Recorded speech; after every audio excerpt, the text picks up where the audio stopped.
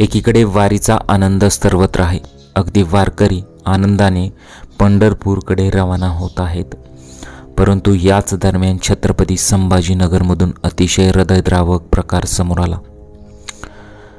हबप संगीताताई अण्णासाहेब पवार असं या कीर्तनकार महिलेचं नाव आहे. नक्की घटना काय आहे पहा.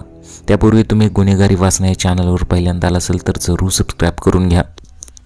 आता या हबप संगीताताई अण्णासाहेब पवार लहानपणापासून कीर्तनाची प्रचंड आवड आणि त्यानंतर मोठे झाल्यानंतर त्या कीर्तनकार बनल्या. आता ही संपूर्ण घटना घडायच्या पूर्वी हबप संगीताताई महाराज यांना एप्रिल महिन्यात जीवे मारण्याची धमकी देण्यात आली होती. वैजापूर पोलीस ठाण्यात तशी तक्रारही देण्यात आली होती. जागेच्या वादातून शेजाऱ्यांशी भांडण असल्याचं त्यांनी सांगितलं होतं. मी एकटी राहते, मला मारून टाकतील अशी धमकी दिल्याचं संगीता महाराज यांनी सांगितलं होतं. परंतु आता शनिवारी त्यांच्यासोबत एक अत्यंत हृदयद्रावक प्रकार घडला. सकाळी आश्रमातील मंदिरात पुजारी शिवाजी चौधरी नेहमीप्रमाणे पूजेसाठी आले होते. त्यावेळी हबप संगीताताई पवार यांना आवाज दिल्यानंतर त्यांनी प्रतिसाद दिला नव्हता. म्हणजेच की चिंचडगाव येथील सद्गुरू नारायणगिरी महाराज कन्या आश्रम संगीता पवार वास्तव्यास होत्या.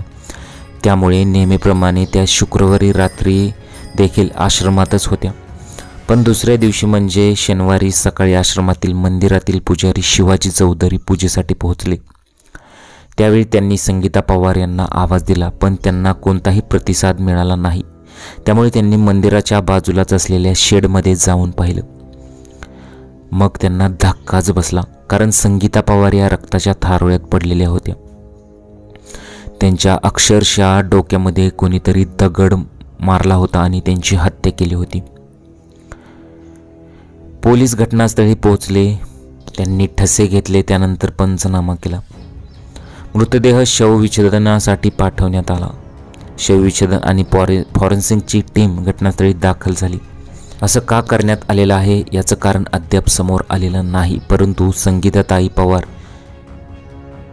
कथेसाठी 2009 आणि 2010 साली 2 वर्षे वृंदावनला राहिलेले आहेत. भागवत कथेची पूर्ण तयारी करून ते इथे आल्या. 6 महिन्यांपूर्वी त्यांनी नर्मदा परिक्रमा केली. दरम्यान आश्रमासाठी 15 वर्षापूर्वी त्यांनी जागा घेतली होती. या जागेवर त्या 2 महिन्यांपासून स्थायिक झाल्या होत्या.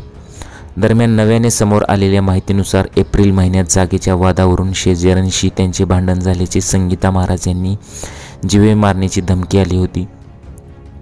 वैजापूर पोलीस ठाण्यात तशी तक्रारही त्यांनी दिली होती.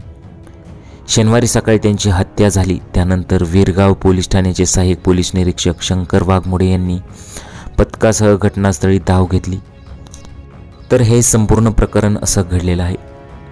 ठोस कारण अद्याप समोर आलेलं नाही. परंतु महाराष्ट्रातील सामान्य जनतेचा जीव हा नाहक जात आहे. तुम्हाला या घटनेबद्दल काय वाटतं? तुमच्या प्रतिक्रिया जरूर कळवा. गुन्हेगारी वाचना या चॅनलवर तुम्ही पहिल्यांदा आला असाल तर चॅनलला जरूर सबस्क्राईब करून घ्या. तोपर्यंत काळजी घ्या. भेटूया पुढील व्हिडिओमध्ये. नमस्कार.